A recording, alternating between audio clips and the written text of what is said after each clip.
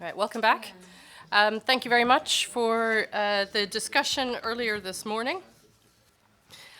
We're now moving into a discussion on the update with respect to the discussions around the Task Force for Climate-Related Financial Disclosure and the implications for the GRI standards. I understand this one is possibly relatively brief. I'm not really, Yes. not really sure. But please take it away, Yes. Bastian. That would be very helpful. Thank you, Judy. So, as we have revisited yesterday, there is a commitment in the program of the work program of the GSSB to look at the TCFD related developments and assess at various moments in time to what extent this is a reference that needs to be considered for the standard setting activities of the GSSB. We have, as the Standards Division, been tasked by you to follow this process of the TCFD, and they have come recently to an important milestone in their process. They have issued recommendations, draft recommendations, and solicited public feedback on these draft recommendations. For those of you that are not informed in detail about the TCFD on a high level, this is a task force commissioned by the Financial Stability Board. They have commissioned a group of experts to look at financial risks related to climate change. That's the mandate. And more specifically, disclosure related to the financial risk of climate change. And the recommendations of the group are actually summarizing their work in the first year of existence. What is known right now is that the TCFD is likely going to continue with their mandate. Initially, it was a one-year process. Now they will continue for at least another year in terms of supporting the implementation. What the recommendations hold and what we will be looking at is basically an outline of what is the baseline expectation in terms of disclosure for financial risks related to climate change. And the agenda behind, I think, the overall work of the TCFD is to establish whether it is becoming almost a universal expectation that organizations issue statements as part of their corporate reporting in which they reflect how climate change, the issue of climate change, can result in financial repercussions for the organization. And therefore, the whole setting for this discussion is, I think, with a very strong focus on investors, with a very strong focus on financial markets, and with an extension of current corporate reporting to include what is more and more acknowledged as a material issue also in the traditional financial sense. There is, when you look at this background, a clear overlap with our work because an assessment of the financial impacts can probably only happen after an assessment of what's the exposure to the issue in the first place.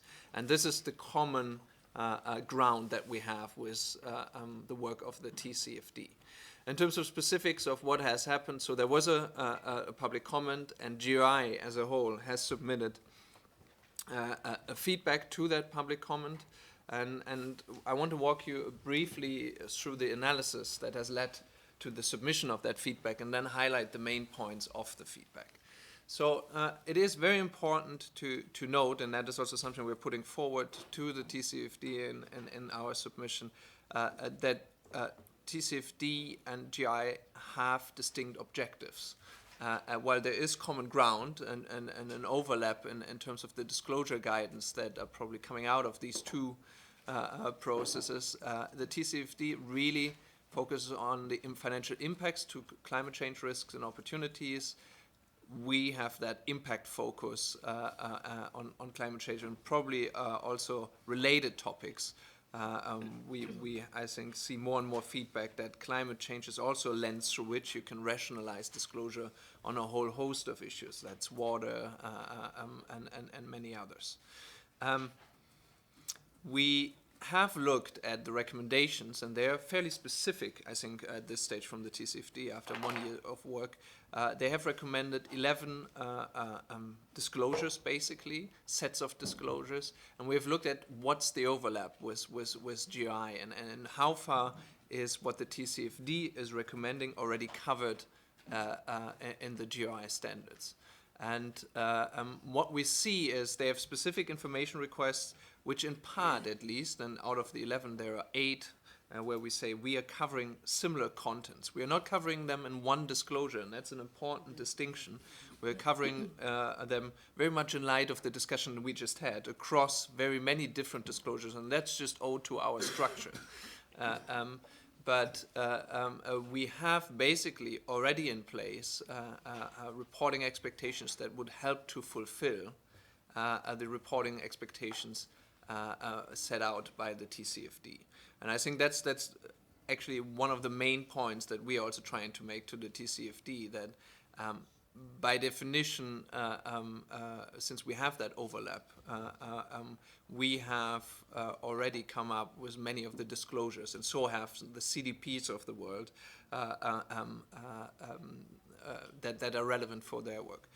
It is important to note in this context that the TCFD had a mandate which explicitly acknowledged that they should not be developing additional disclosures when there were relevant disclosures already in place and promoted by existing disclosure frameworks. So they're very much looking at basically promoting their notion of reporting by all organizations on financial impacts related to climate change through existing disclosure frameworks. And I think that's the interesting link into our work.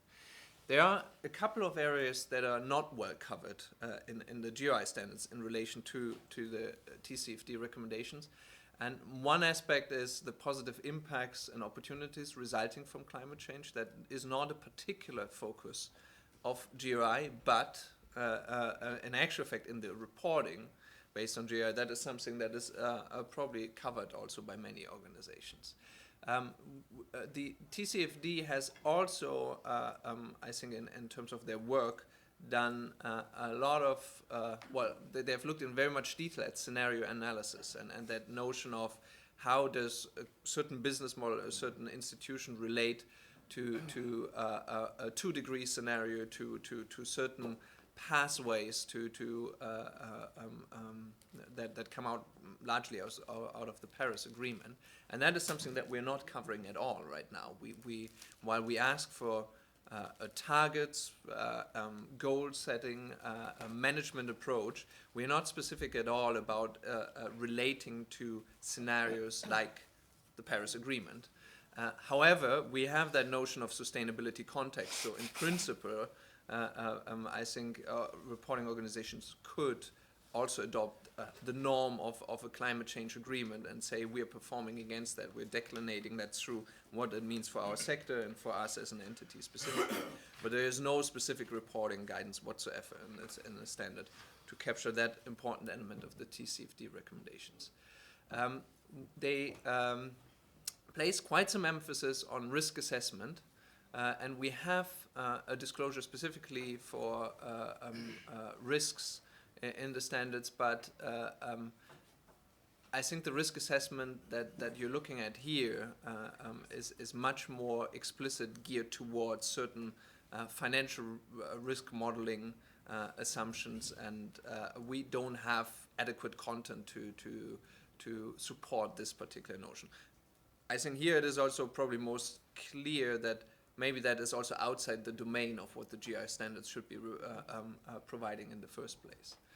A last element is related to the strategic link into the issue and how climate change affects governance decisions, and there is a certain overlap there as well. In principle, our governance disclosure accommodate the notion of recognizing climate change as something that has an effect on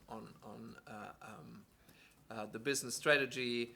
would probably also have a board mandate to look at this issue and all of that. This could be in principle be covered under the general disclosures, but we are not specific in any way in relation to the TCFD disclosures. They ask very pointed questions related to how climate change, the climate change agenda influences business strategy, how well the business is prepared to deal with financial impacts of climate change. When we look at what the TCFD has proposed, GRI has come forward and submitted basically our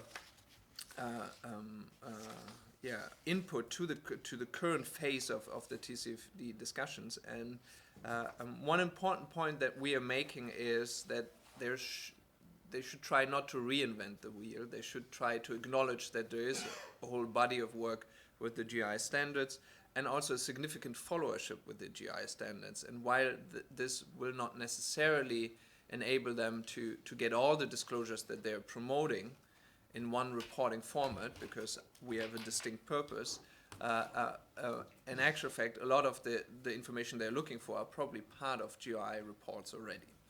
I think beyond that, we're also extending an invitation to the TCFD to look at the GI standards as a vehicle to promote some of these disclosure expectations going forward. And more specifically, the idea to work with the TCFD to explain to the GI reporters how they can use the established GI reporting to also fill in this disclosure expectation. I think there's a bigger question with the TCFD before we go in the pointed question related to our work, and that is to what extent it will have a political mandate going forward. The TCFD will report also through the FSB into the G20 discussions later this year, and then it will depend largely on the G20 member and nation states and to what extent they want to adopt this agenda and push this agenda. So very much similar to what we see in other issue areas as well, whether there is a formulated disclosure expectation that becomes a norm, but then how does it actually trickle down in all the nation state arrangements and or regional disclosure expectations. When you look at, and that's maybe the last remark about the overall mandate of the TCFD, they have now formulated expectations that are on a rather high level. So it's not disclosures like ours where you have a disclosure requirement, a lot of detailed guidance or anything. It is unlikely, I think, at this point that they will actually go down the road of doing that, because they have the mandate of trying to find links into existing frameworks. That is, I think, a very positive element from our perspective. We don't have to necessarily expect that we have to do a lot of linkage work with another detailed set of disclosures. So it will probably stay on that high level. The flip side of it is also that we are one of many that are in that space, and it is against the harmonization agenda, against also that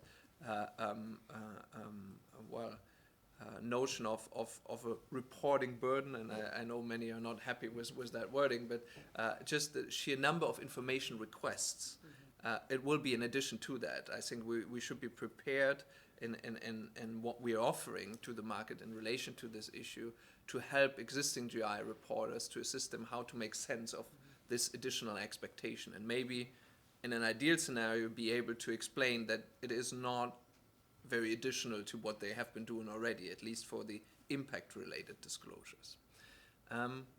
Maybe we have a couple of questions related to. Do you want? Just two Yeah. Okay. minor So, points. Chad. Two quick points to add to that very good overview. First is just on that harmonization element. We've been in quite a lot of conversation with CDP, and one of the things mostly around the water work that we'll talk about later today, but also on their climate change questionnaire, they have an explicit mandate this year to look at revising their content of that questionnaire to better align with the TCFD draft recommendations. That also applies to their water questionnaire, although the number of changes coming out related to that one will be less significant. So they are undertaking that process this year, just to bear in mind. And also, a lot of the disclosures, when we did this internal mapping exercise, a lot of the TCFD current content is covered under disclosure 2011, which is in economic performance, which we discussed yesterday, which relates to financial risks and opportunities rather related to climate change. Based on our discussion yesterday, it's entirely likely that the review of that standard would find that that disclosure doesn't fit very well under our definition of economic impacts of the organization.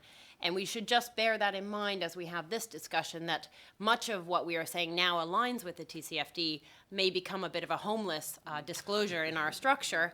And it's worth bearing in mind what happens to that content, and is it important for us to preserve it or to look at it in a different form elsewhere. Of questions, and it would be interesting also to listen to members what they perceive about TCFD and the recognition they get at the moment. But the first line of questions we have at the heart of the TCFD's work is basically that expectation that almost all companies nowadays will have to relate to the climate change issue and have to demonstrate their preparedness to deal with the implications of the climate change issue. While that is something that probably most people would subscribe to as a notion, it is a fundamental change when you look at how we have set up our structure right now. Climate change, and in particular emission-related disclosure, is only happening when organizations say, yes, we have a significant impact in that field. We don't have that placeholder in the general disclosures or elsewhere that just prompts due diligence related to climate change, or even a basic policy disclosure on how the organization relates to climate change. So a question that we have is one implication of this work to look at whether or not we need to build out a structural element of recognizing that with the Paris Agreement and this very important sustainability agenda of climate change, there needs to be across the board disclosure on how the organization relates to the climate change issue. And maybe that is also in light of what Michel has earlier shared with us, that organizations are expected to relate to things that are sometimes not even material for them, but just because it's such a societal expectation and global issue that they have something in also their report. And another component here is it is a high-profile issue. It receives a lot of attention, and it is also an organizing principle for how organizations communicate. So climate change actually, and having that information in one place, basically, in the standards, that might be something to look at going forward. And so organizing contents under a climate change topic, that could be reshuffling contents, that could also be giving another lens into GRI for those that only want to report on climate change, providing guidance to explain the GRI structure. And this is a way to use the GRI disclosures to report on climate change. But maybe as a first step, just a couple of observations from members about the TCFD and the work, because depending on where you sit and how it affects your life, I think there are very different observations about that work. Okay, a lot of placards. I've got Michel, Kirsten, Evan, then I have Stian and Nankumar.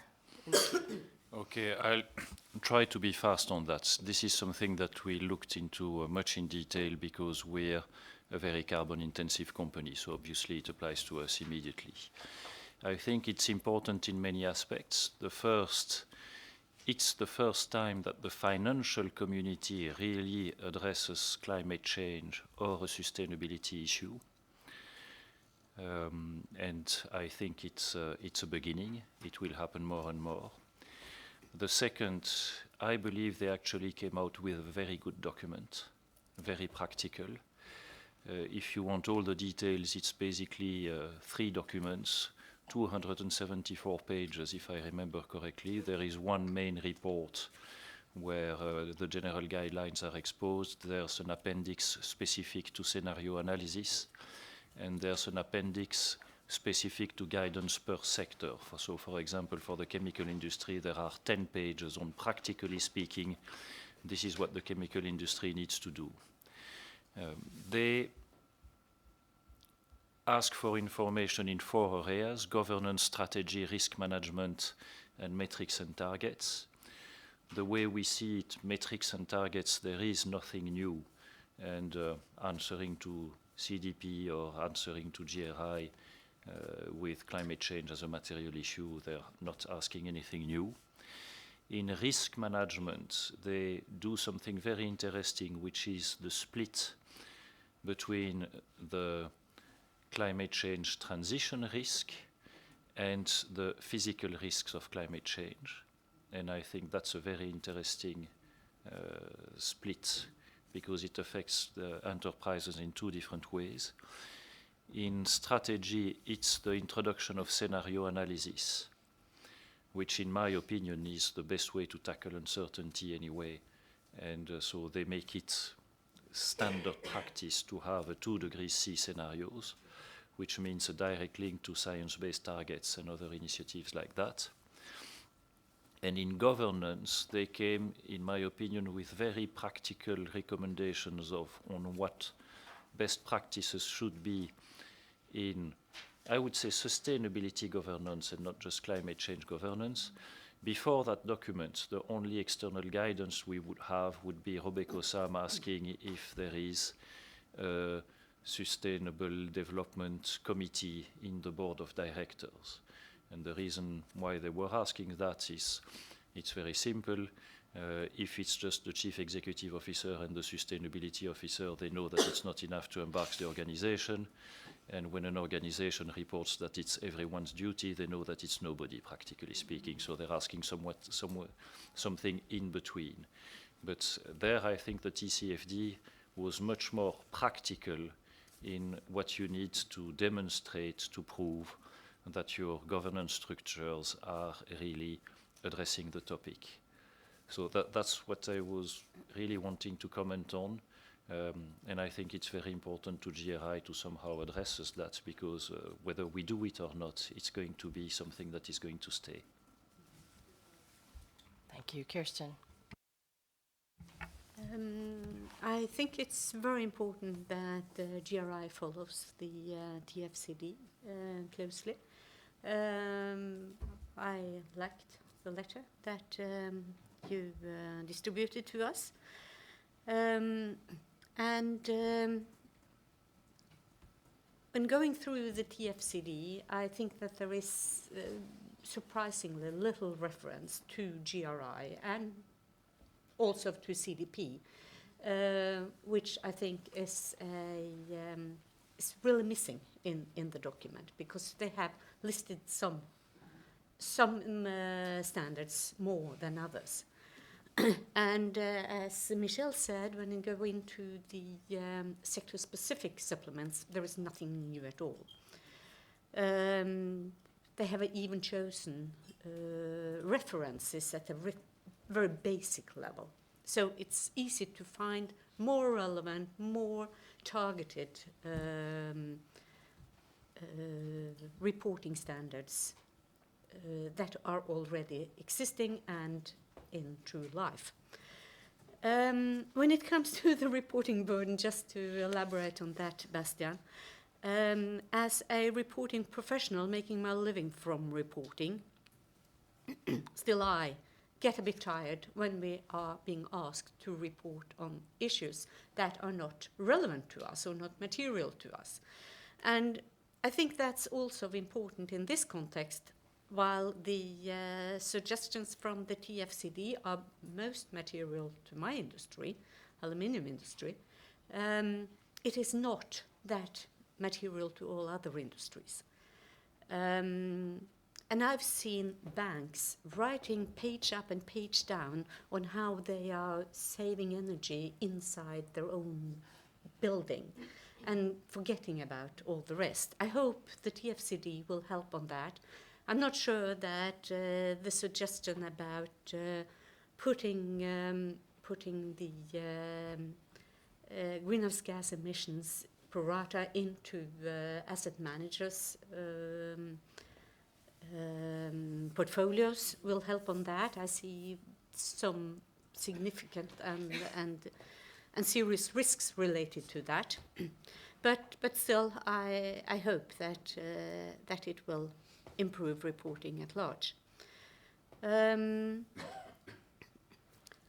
my main point here is that we must make sure, again, that materiality is key to the reporting. And that is what we should really be careful about here. Either we're talking about highly material industries like the aluminium or mining and metals in general, or we're talking about industries where this doesn't really matter. Okay, thank you. Evan? Thanks. We've been following this work with some scrupulously. There was an exchange participant on the task force, so I have a couple of points to make about it. Basically built on what Michelle and Kirsten have said, but disagreeing slightly. So a few pro and con points. On the con side, we found the work in the finale, in the final analysis, to be somewhat redundant. I think it's borne out by the fact that 8 of the 11 recommendations are already represented in some substantive way in the GRI standards. I was disappointed by the lack of explicit reference to GRI, which seems like the framework they would fall back on most explicitly if they're talking about metrics and performance. So that's a bit of a thing. And then also, it was a bit redundant and a little bit late to the table where I was reminded of Dwight's conversation this morning about human rights and how we want to be ahead of the curve and not catching up. It's great that the financial community is stepping up on climate-related financial disclosure. Well, bully for us, we're rather late to the table there too. And so I don't know why we wouldn't rely upon GRI and other standards that have been around in addressing this issue in a business context for a very long time. So those are the sort of somewhat critical points that I would make about it. The two positive points, I think, are one, the expanded definition of risk and putting risk into a financial context and speaking the language that the sort of business owners and business executives use is a useful one for us to consider.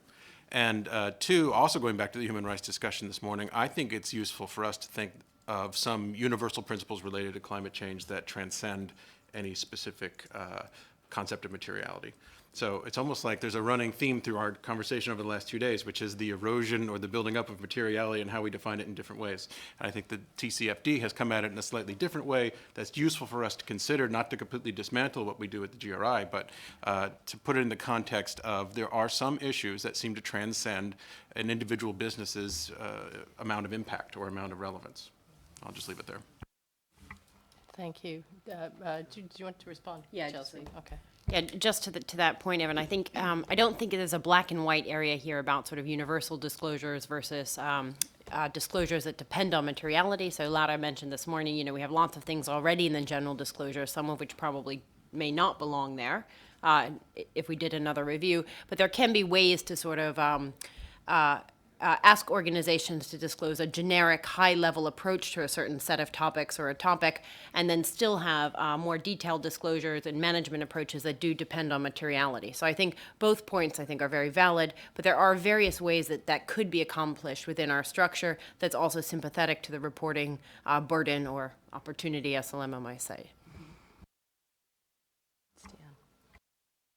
Thanks, Judy. I fully agree with what Michelle said. You know, also as a carbon-intensive industry, we are already aligned to what they propose. There will be no extra reporting burden. The one thing that I just want to clarify, what I understood from the paper was that in terms of monetizing the risk of climate change, what I read, and perhaps wrongly, in the paper is that they want that disclosure in the financial reporting. Is that correct?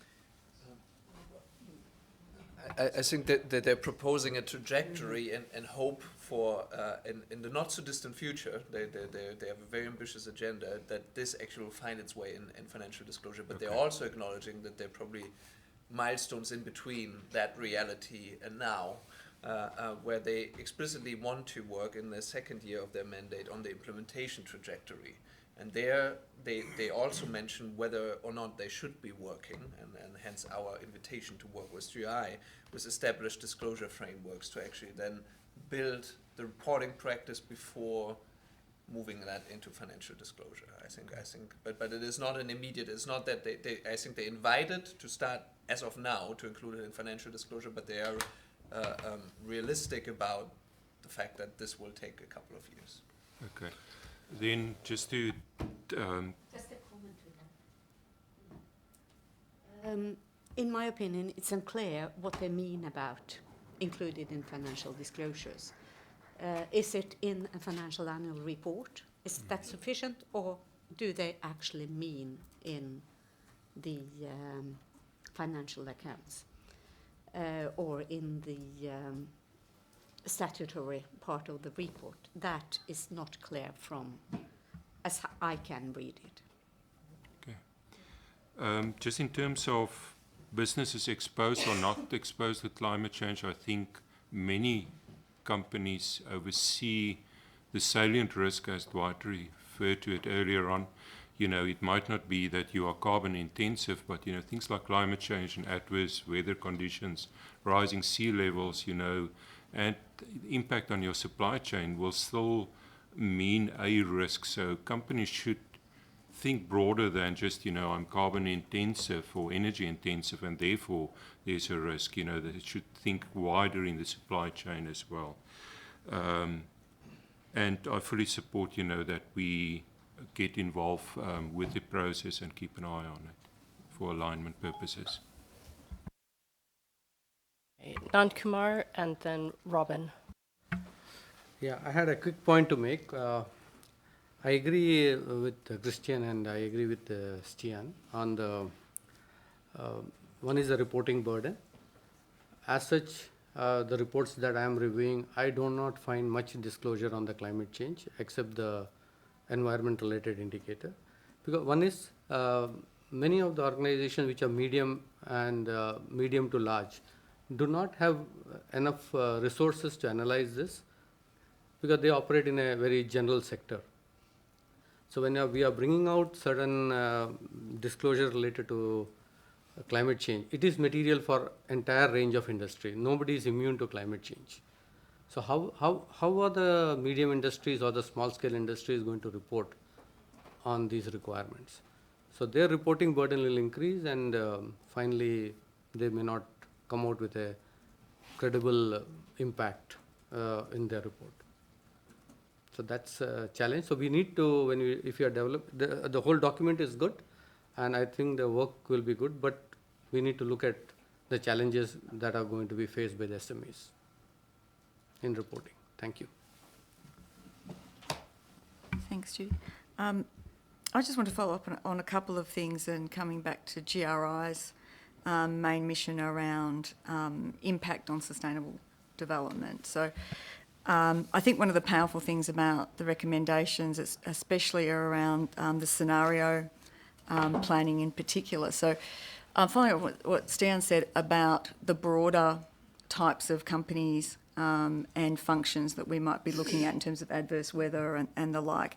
If we think about perhaps an agricultural food company that duly adopts the TCFD recommendations, goes through its scenario analysis, finds that water security is a major risk under climate change scenario for it, and their response is to buy up water rights.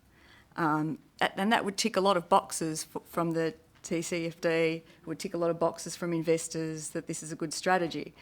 What's the impact, and if GRI is about impact, what's the impact of that on scarce water resources, on the communities and the other businesses and the catchments where that's occurring? And I think they're the two lenses we're kind of looking at the moment. So I think that scenario piece is really something that's quite powerful, and sort of broadening that to a larger group of sectors who currently aren't necessarily seeing what's in this agenda for them and the implications of it. Okay, Julia and then Kent. Yeah, I'll just agree with, I agree that the scenario analysis is a compelling thing, and I also agree with what Evan said about using sort of the business-friendly language. That's an opportunity there for GRI. I wonder if there's not just, you know, again, going back to the point that 8 out of the 11 indicators are already covered in GRI, if there's not just an opportunity to release some kind of guidance document for reporters about you know, how GRI is already aligned with TCFD and sharing things like scenario analysis, science-based targets, things like that as opportunities for reporters to consider when using the GRI standards. Yeah, just a couple of comments, maybe questions, but TCFD doesn't have any regulatory authority, and so they're talking to regulators, right? And I think to that question of where things would actually appear, that's something that would actually happen at the individual. I'm just trying to clarify that at the regulatory level, right? And so they're making suggestions that could be translated by individual regulators as they please, I suppose. The other thing is, I think there'll always be this natural tension, and I think that you just brought this up, Robin, was, they're all talking about looking inward, right? And the GRI a lot of times is talking about looking outward, and there's always going to be a little bit of conflict there that we can't get away from because their goals are a little different. Is that right?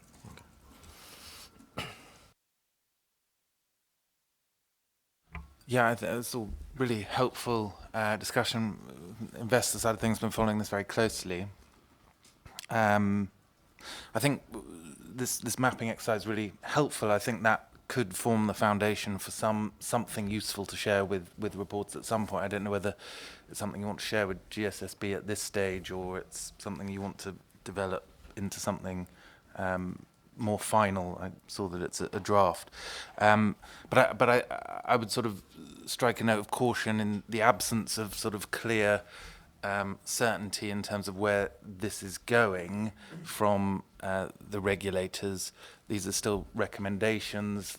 Political uncertainty, particularly G20, is very high at the moment. So I think we should sort of hold off a little bit at the moment, but bearing in mind that GRI is well set up, I think, to deal with this in its current format of climate change permeating various aspects of the standards without going into developing a specific climate change standard at this stage. I would also note the opportunity to bring some of this into the sector-specific standards later on. And so those are my thoughts. Kirsten and then Stian. Yeah, I think that was important what you said. And as this is still a proposal, we should wait for the final document. But then we, at a rather short notice, should be able to give out some sort of a linkage guidance, at least, on where the GRI standards fulfill the recommendations, and then we should use the rest as input for a review of our climate change standards.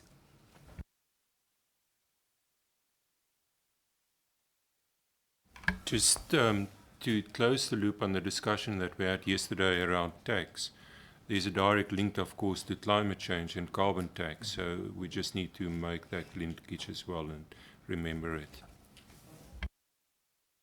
Yeah, and just on the scenario analysis point, I don't think this is sort of anything new for GRI. It's well covered, I think, in terms of risk assessment. Scenario analysis, just a forward-looking risk assessment. So I think, again, drawing that out, this isn't something new for reporters. It's just another form of risk assessment. All right, good. Any other discussion about this? Bastian, have you got the feedback that you were looking for? Yes, I think so. So if I had to summarize, I would say, so it's definitely a relevant development. We should be following this. We have to apply some caution in terms of when does that actually become relevant from a regulatory perspective, and what kind of traction will it gain, and the more we see of that type of development, the more important this initiative will get. We acknowledge that we have a followership that will be confronted with these recommendations, but we have in principle an answer, or at least help for them to make sense of this new development in light of their already established practice. We have work in there, and I think multiple people here have said that is probably interesting content that is interesting when we update our climate change related conference, both on the generic level as well as on the sector level, that we should be looking into this with more detail. And in particular, the scenario analysis piece is something to consider, and to Daniel's last point, yes, we have it covered from a, I think, holistic perspective, but in particular the science-based targets agenda and everything that relates to adopting a specific scenario, and climate change, you have it with the Paris Agreement and the trajectory. There might be work in that space, whether that actually translates into standards or whether that is guidance, but this is a space I think that many companies are exploring right now, how they relate to these type of rising norms, and that could be also something we look at. But specifically as a work agenda, we will continue to follow this. We will definitely inform later in the year about the final outcomes of the first year of the TCFD deliberations, so what they submit to the G20. Also about their work looking going forward, and whether they take us up on the invitation to work with them. I think the other thing will then be to have an analysis ready for you in detail once the final recommendations are there. And we can then decide, probably it will be at the next in-person meeting, whether we want to issue guidance, more specific guidance based on that analysis. So I think these are the action points for us. Thank you. Okay, thank you, everybody. We have one more discussion topic before lunch. I just want to check what kind of flex we have on lunch time-wise, because they're preparing food for us, and they're expecting us at 12:30. Are we still planning on finishing at 12:30 this discussion? We're just a little behind schedule. Can we try to do that? Can we? Yeah. All right. Let's stick with 12:30 as our lunch break. And I'd also like to acknowledge that Evan Harvey has managed to slip out rather unobtrusively. This is he did need to leave early today, so we are down Evan at this point. So the last thing we need to discuss before lunch is our process for prioritizing projects in standard setting. We do have some requirements according to our due process as to how we go about this, but there are probably many criteria that we apply which are implicit, which we need to make explicit, and there might be some helpful steps that we can take around developing new process that will help us to ensure that we're making good decisions about what are priority topics for standard setting projects. Are you going to talk us through? Yeah. Yes. Okay, Bastian. So I think this agenda item is also responsive to feedback received from the DPRC last year, but also the fact that in the first years of existence of the GSSB, we had already a work portfolio that had been approved, the transition to standards, and also things like the occupational health and safety work, the water work, basically promises that have been made in earlier years and that we're carrying through now. I think the first new projects that really came on the work program are the ones that we've discussed, the human rights as a priority, economic performance as a priority. But then as soon as we open up the detailed conversations about which particular standards to review, I think we need to look at how we want to design a process that is responsive to the basic expectations set out in the due process protocol. And just to remind you, it is really a consideration of national and international developments. It's consulting the GRI Board of Directors as advised by the SC, and consulting those who have an interest in the development of standards issued by the GSSB. And I think the middle part of it, we will be very comfortable to take care of. They're not too distant to us. We will find ways to engage the GI board and the SC. As a matter of fact, Chelsea is just presenting to the SC about the progress that you are making as a board. So this channel is taken care of. But it is the consideration of national and international developments and how we want to apply criteria to that element. And then how we fill in from those who have an interest in the development of standards issued by the GSSB. Because right now, what we've done last year and certainly in the history of GRI is to put out a rather open public comment format to say which are the issues that you would like to see prioritized. And what you usually get is that specific issue-level interest groups put their case forward to update a certain issue, but is that enough to then say, well, this is the one and we should be doing this work? And there is a requirement to review the work program and set out priorities basically more long-term, so for 3 years. We've done that already, but then on an annual basis to actually reconfirm what the agenda is for standard setting. So that is what we're looking at. So questions for the discussion are really, so how can we best track national and international developments? And how do we look at those that have an interest in the development of standards issued by the GSB? We want to use this session to gain your feedback, what your expectations are, what kind of preparatory work you need, research you need to then form an opinion about developing or reviewing standards. What are the kind of inputs that you are looking for? And what is also the kind of evidence you need to then actually decide a project working group needs to be put forward or a technical committee. And I think, this is a rather open debate at this point, but we'll have to come specific rather quickly because mid-year we want to look at the agenda for 2018 and we want to conclude this certainly before the end of the calendar year, hopefully a bit earlier, so that we can do the adequate resource planning for it as well.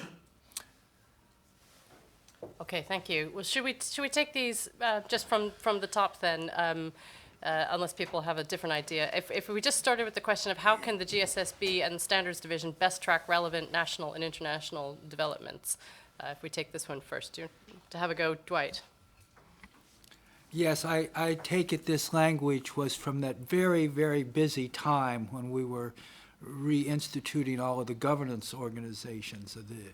But if we had had an editor for this, the thing the editor would have done would have scratched out national and international for the very simple reason that it's a kind of dichotomy that by definition includes everything, so therefore it means nothing. So a far better way of dealing with it is developments relating to sustainable development and reporting. Those are the two issues that would cause us to want to consider something, not whether it was national and international or on Tuesdays or the other days of the week as well. You know, it's not something that way. So I think that, you know, apart from that, you know, it's quite right that we need to monitor things as you know, as we've been discussing, and in a certain way, it's our job to do that. That's input that bears upon our responsibility. We have an obligation to know what's going on in the world.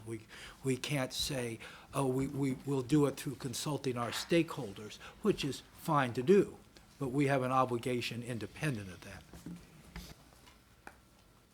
Any thoughts on how?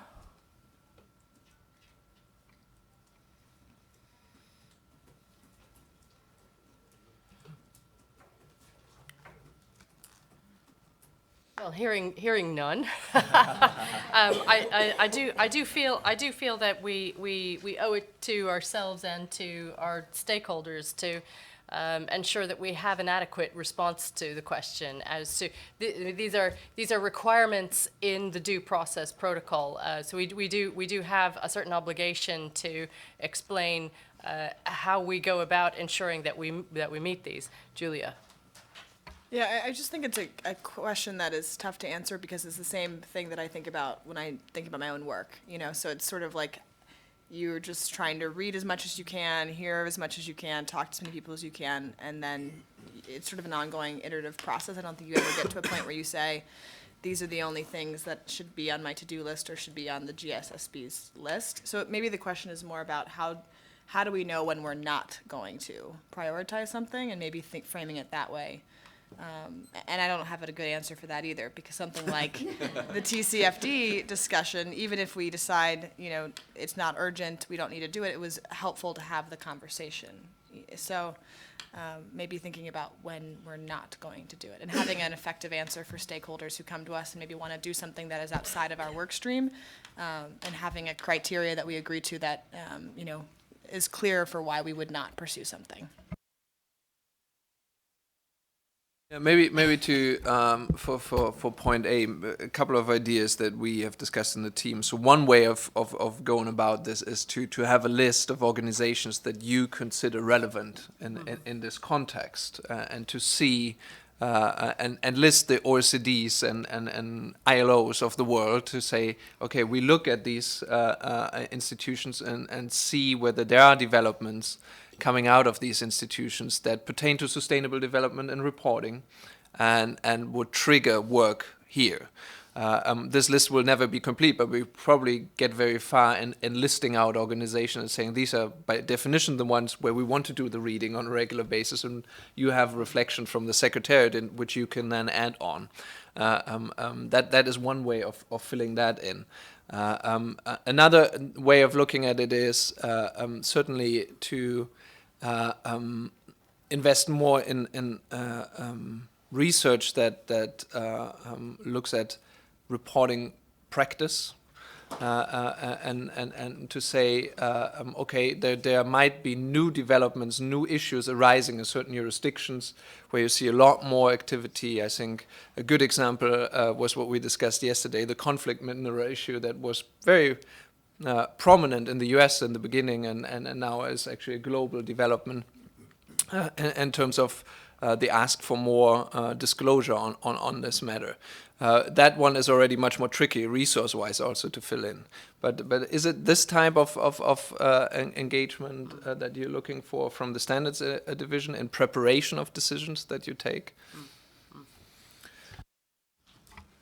Any thoughts on that? Is it Daniel?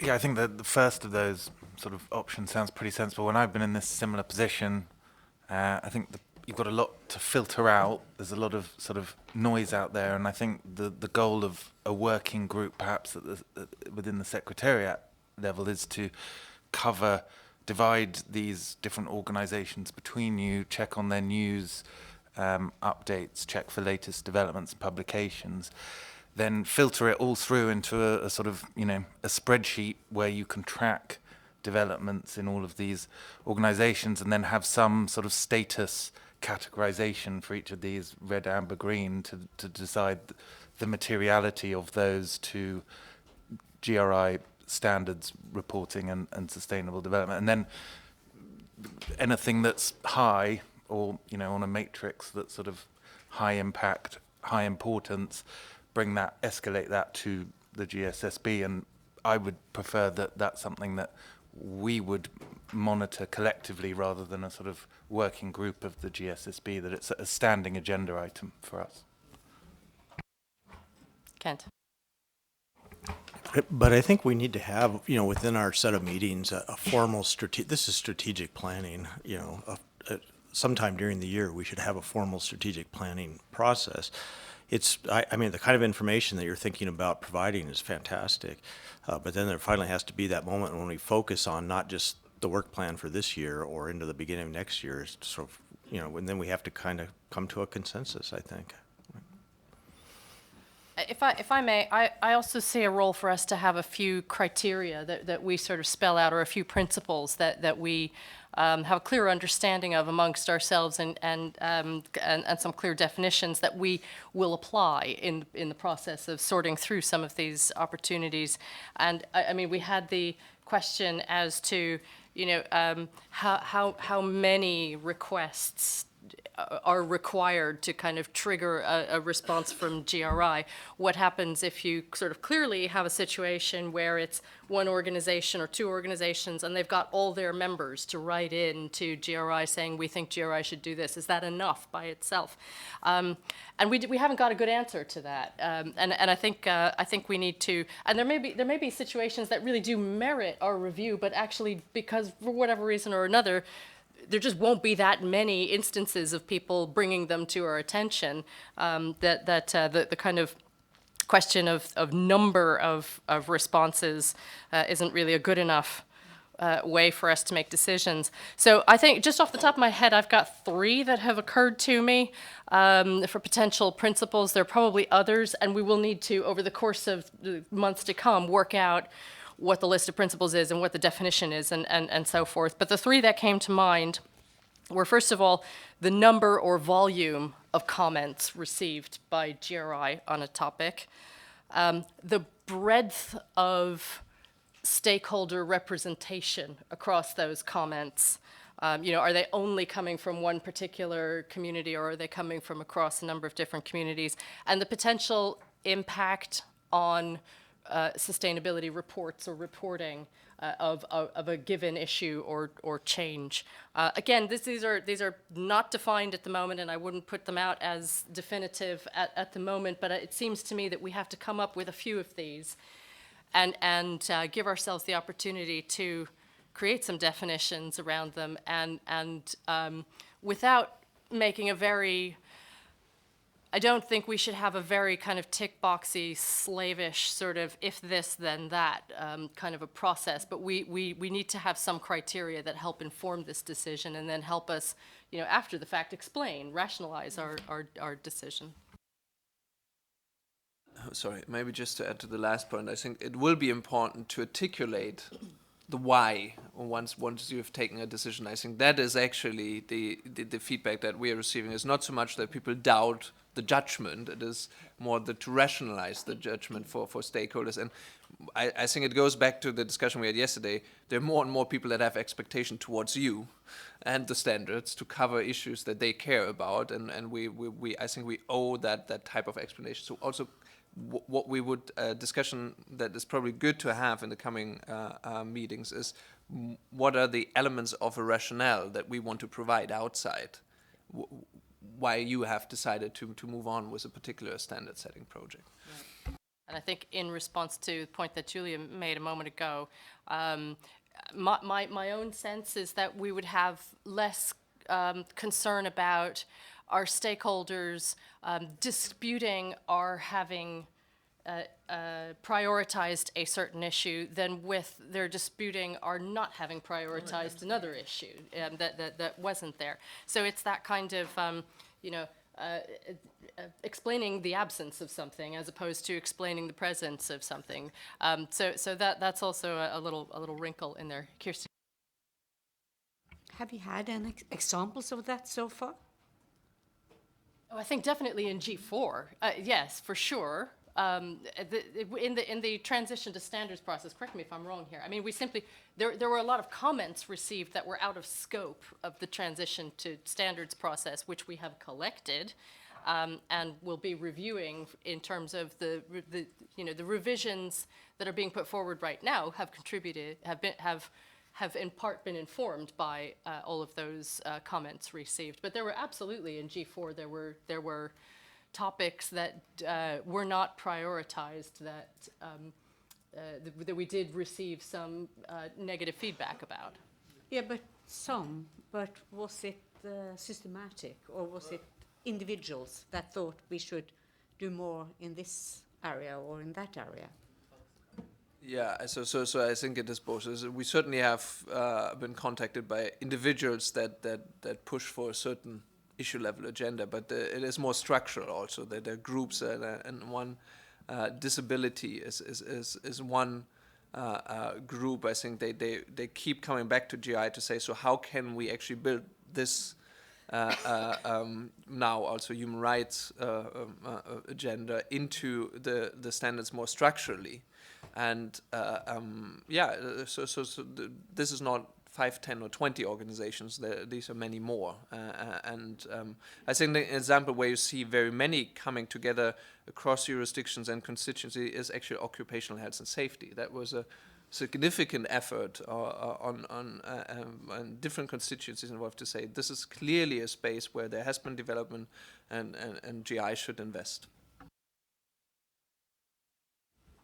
Well, look, any decision to do something in a world of limited resources means that it's a decision not to do something else.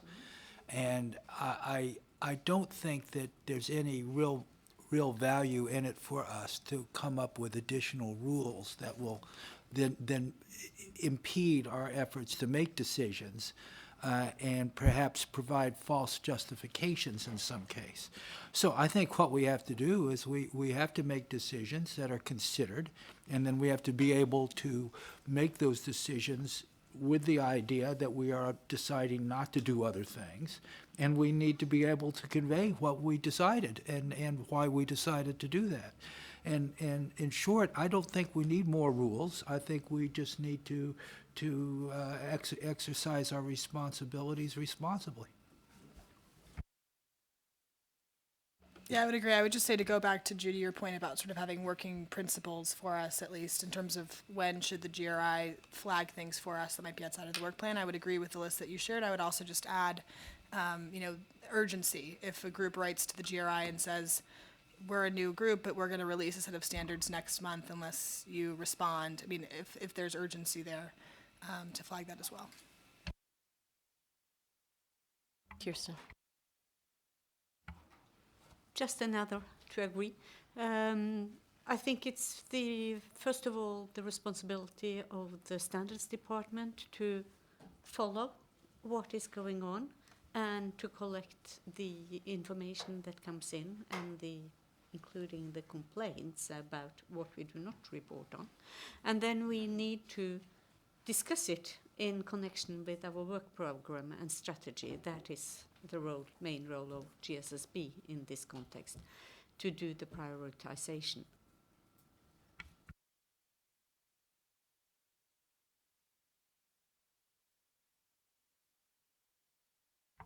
Just very fast, I think we also have enough diversity within this specific group so that each of us is able to raise an issue when we believe that it's relevant for the GSSB.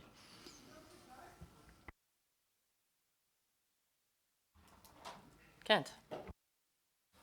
And I just add again that we need to make sure that we make time then for this specific kind of discussion. I know when I mention in various groups, mention strategic planning, everybody kind of groans, but time, it's more free-form time so people can bring up issues rather than an agenda of specific items we already know that we're going to talk about. But to set aside time for this kind of planning. By this kind of planning, do you mean the sort of open-ended discussion of developments happening around us that we need to take into consideration generally at the GSSB, or do you mean discussion of this sort of process issue? No, not the process. Yeah, to talk about these issues right. and translate that into our sort of a long-term work plan or strategic plan. Okay. Okay. Right. All right. They are. They're very happy. Next door to us. I don't know if people listening in the internet world can hear our next door neighbors, but they're very happy about something. Great. Okay. I don't know. It feels like we've sort of come to a certain point in that discussion at this point, but I don't know if you want to try to drive it further now. No, I think it was good advice. We will have to apply criteria. We will have to look at a specific set of organizations. Otherwise, this people will get lost in that quest for identifying potential new projects. We will come up, I think, specifically with a research scope for the consideration of national and international developments for you to discuss. And we will also look at that public consultation element from those who have an interest in the development of standards issued by the GSSB. I think there is an element of just an open public comment like we have had it for many years, but maybe also in terms of the strategic perspective, the GSB could have a discussion going forward to say there are specific parties that we want to engage at specific moments in time to listen to them and invite their feedback. So I think there are institutions around us that get more and more interested in GI and the standard setting, and they have related work where we maybe can identify organizations that we should be talking to on a regular basis, on a yearly basis, to invite feedback. And one example that I would give in that context is when you look, for example, at all the work that the OECD has done in due diligence. Yes, we have individuals here in the room that have been following that very closely, but institutionally that could also be something that could have come up through the OECD. I know, having spoken to them very recently related to tax, that they see also GI as a vehicle to bring their work to a wider audience. And I think this type of relationship that we could look at also to fill in those who have an interest in the development of the standards. And it's maybe worthwhile to discuss that. But the other point that I noticed to make it part of the agenda of the probably the in-person meeting, the next in-person meeting, because then we will have done the research. In the lead up, we can update you and you can provide feedback, but then we can dedicate time for that. Okay. So just to summarize what I think sort of in general what we're looking to do at this point, or things that we'll be exploring in this direction, are first of all this organizational monitoring question, the list of organizations and experts and institutions that are active in sustainability and sustainable development that we want to regularly have an ability to understand what their activities are and what they're thinking about and doing. Developing a set of a few design principles that apply to our decision-making process, and giving ourselves a few definitions around that to help frame our debate. And having a regular kind of open exchange among the GSSB members that allows us at a very sort of general level to understand each other's views on developments externally. So these are all things that we'll take on board in addition. And I guess what we'll do is propose a process and a timing for kind of coming to some conclusions around what that looks like. Yeah. Any further discussion about this topic that people want to take before we Daniel, yes. Just to add to that, thank you, very helpful summary. Just add to that last point, I think further down the line, after discussion by GSSB, I don't think we should be afraid of inviting external speakers to come to present to this group. Certainly when we've done that in the past, I've found that particularly helpful. So that's a bit further down the process, but it's helpful. Good point. Yeah. Any other views on this? Okay. Well, having been concerned that we were going to miss our lunch window, I find that we're actually a little bit ahead of time here, which maybe gives us an opportunity to just check up on what we're planning to do after lunch, which is first of all to take a look at what's happened in the very recent weeks since we commissioned the 2 new working groups on occupational health and safety and water. And then we want to go back to the review of the GSSB work plan to talk about resource implications of all of the various things that we've discussed over the course of these 2 days before going into our any other business and close of the public meeting later on in the afternoon. If everybody's happy with that, if there are no questions about what we're doing, we'll close or break the meeting now until 1:30. So that's an hour and 15 minutes, and hopefully that gives you time to get refreshed and get your thoughts together for the rest of the afternoon. Thank you very much.